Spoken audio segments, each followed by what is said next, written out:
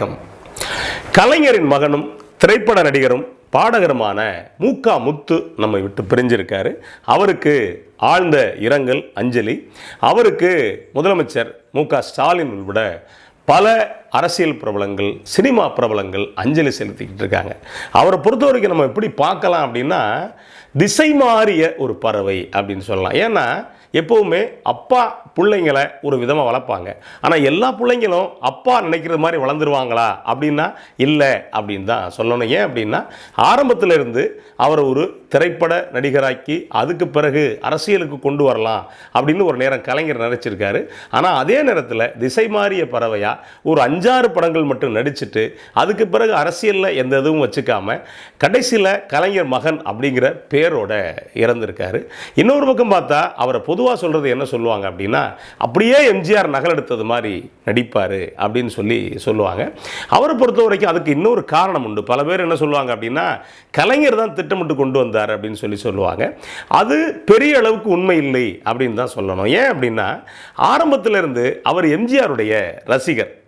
அப்போ ரசிகர் அப்படிங்கிற வகையில் ஆரம்பத்திலிருந்து அவர் நடை, உடை, பாவனை எல்லாமே கவனித்து பார்த்தீங்கன்னா எம்ஜிஆர் மாதிரியே இருக்கும். ஓரளவுக்கு மேலே அவர் சினிமா நடிக்கணும்னு விரும்புகிறப்ப தான் 1972 அவருடைய முதல் திரைப்படம், 71 நடிக்க வர்றாரு. 72 அவருடைய முதல் திரைப்படம் வெளியாகுது. 1967 சட்டமன்ற தேர்தல். அந்த காலகட்டத்தில் எம்ஜிஆருக்கும் எம்ஆர் ராதாவுக்கும் சண்டையில் துப்பாக்கி சூடு எம்ஜிஆருக்கு படுது. அதோடு சேர்த்து பரங்கிமலை தொகுதியில் எம்ஜிஆர் நிற்கிறாரு. எம்ஜிஆருக்காக இவர் நேரடியாக போய் ஓட்டு கேட்டிருக்காரு. அந்த அளவுக்கு அந்த சின்ன வயசுலேயே எம்ஜிஆருடைய அதிதீவிர ரசிகராக இருந்திருக்காரு. இப்போ எம்ஜிஆருடைய அதிதீவிர ரசிகராக இருந்த அவர் பின்னாடி முதலாக சினிமா நடிக்க வர்றாரு. அந்த சினிமாவை துவக்கி வச்சது யாருன்னா எம்ஜிஆர் தான். கிளாப் கட்டை அடித்து துவக்கி வச்சுட்டு அவருக்கு அன்னைக்கு இருந்த விலை உயர்ந்த கைக்கடிகாரமான ரோலக்ஸ் கைக்கடிகாரத்தை கொடுத்துருக்காரு. அதுக்கு பிறகு இன்னொரு விஷயம் நடந்திருக்கு. என்ன அப்படின்னா, எம்ஜிஆர் நடித்ததை பார்த்துட்டு என்னை மாதிரியே நடிச்சிருக்காப்புல அப்படின்னு சொல்லியிருக்காரு. எம்ஜிஆர் இன்னொன்று சொல்லியிருக்காரு, நீ உனக்குன்னு ஒரு தனி பாணி வச்சுக்க, அந்த பாணியில் தான் நீ ஜெயிக்க முடியும் அப்படின்னு எம்ஜிஆர் ஒரு பக்கம் சொல்லியிருக்காரு.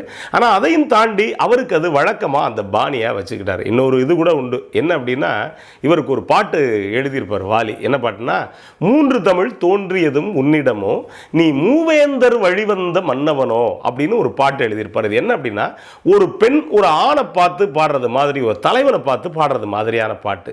இந்த பாட்டு பொதுவாக அந்த காலகட்டத்தில் சிவாஜிக்கு வைக்க மாட்டாங்க பெருசாக, அதே மாதிரி எஸ்எஸ்ஆருக்கு வைக்க மாட்டாங்க, ஜெய்சங்கருக்கு வைக்க மாட்டாங்க.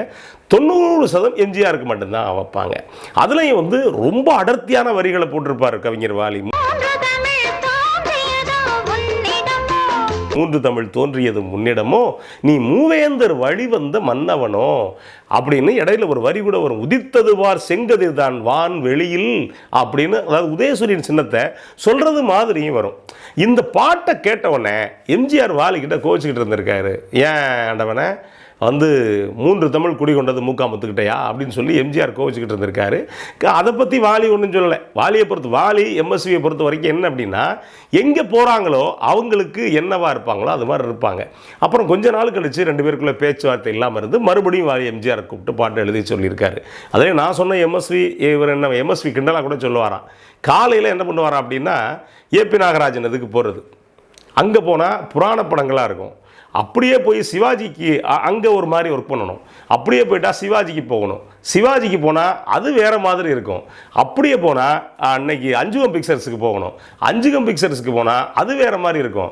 அதுக்கடுத்து எம்ஜிஆருக்கு போகணும். எம்ஜிஆருக்கு வேறு மாதிரி இருக்கும். எங்கே போனாலும் நான் இசை மட்டும்தான் பார்த்தேன், நான் எந்த அரசியலும் பார்க்கல அப்படின்னு சொல்லிட்டு ஒரு நிறைய எம்எஸ்வி சொல்லியிருக்காரு.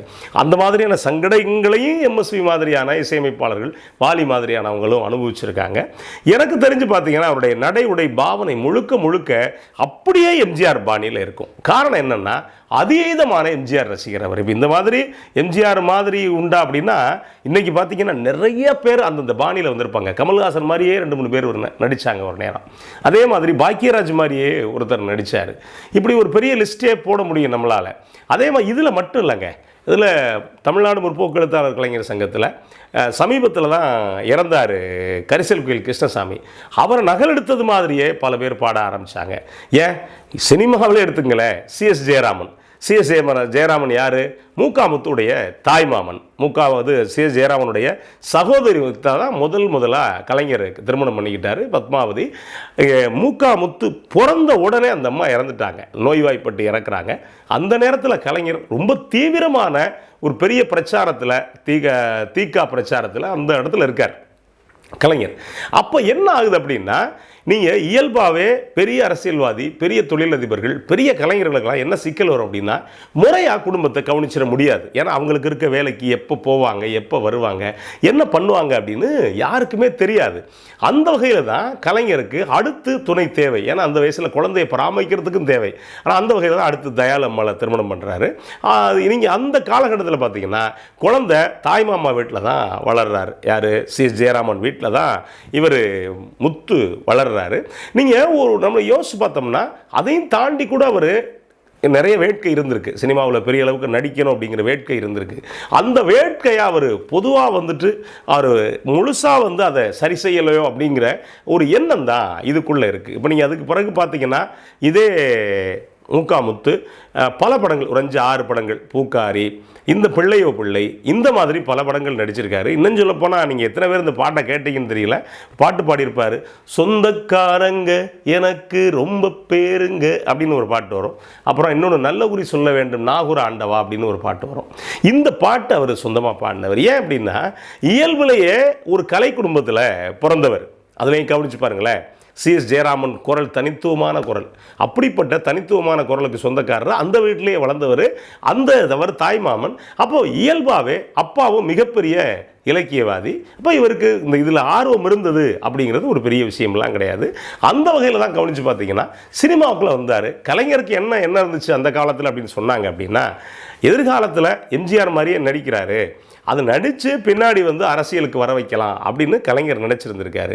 ஆனால் அது நடக்குமா அப்படின்னா, எல்லாருக்கும் இயற்கை இதுதாங்க. இயற்கையை நம்புகிற பல பேர் இறைவன் இருக்கான்னு நம்புறது இந்த இடத்துல தான். நம்ம நினைக்கிறது எல்லாமே நடந்துறது இல்லை. அந்த வகையில் தான் பிற்காலத்தில் ஒரு 5-6 படத்துக்கு மேலே அவருக்கு படங்கள் கை கொடுக்கலன்னா ஒரு சில பேர் என்ன சொல்கிறாங்க அப்படின்னா, அதுக்கு பிறகு எம்ஜிஆர் ஆட்சி வந்துருச்சு அப்படிங்கிறாங்க. அதெல்லாம் இல்லைங்க. யார் ஆட்சி வந்தாலும் திறமை அப்படின்னு ஒன்று இருந்துச்சுன்னா அது கண்டிப்பாக ஜெயிக்கும். ஏன்னா எம்ஜிஆருமே பல போட்டிகளை சந்தித்து தான் வந்திருக்காரு. எம்ஜிஆர் மாதிரி, சிவாஜி மாதிரி எல்லாருமே பல போட்டிகளை சந்தித்து தான் வந்திருக்காங்க. அதுக்கு பிறகு அவர் என்ன ஆச்சு அப்படின்னா, அரசியலுக்குள்ளேயும் முத்து வராமல் என்ன ஆயிட்டார் அப்படின்னா, இன்னொரு பக்கம் வேற ஒரு பாதையில் தன்னை பயணப்படுத்திக்கிட்டார். அதே நேரத்தில் கலைஞர் யோசிக்காத மு.க. ஸ்டாலின் இன்னைக்கு முதலமைச்சராக இருக்கார். பின்னாடி அவர் வளர்த்துக்கிட்டாருன்னு வச்சுங்களேன். அதாவது ஒருத்தர் தன்னை எந்த அளவுக்கு வளர்த்துக்கிறாங்களோ அதுவே ஆவாங்க அப்படிங்கிறதுக்கு இதெல்லாம் ஒரு பெரிய உதாரணம். அதுக்கு பிறகு ஏகப்பட்ட சிக்கல்கள் வந்ததும் உண்டு.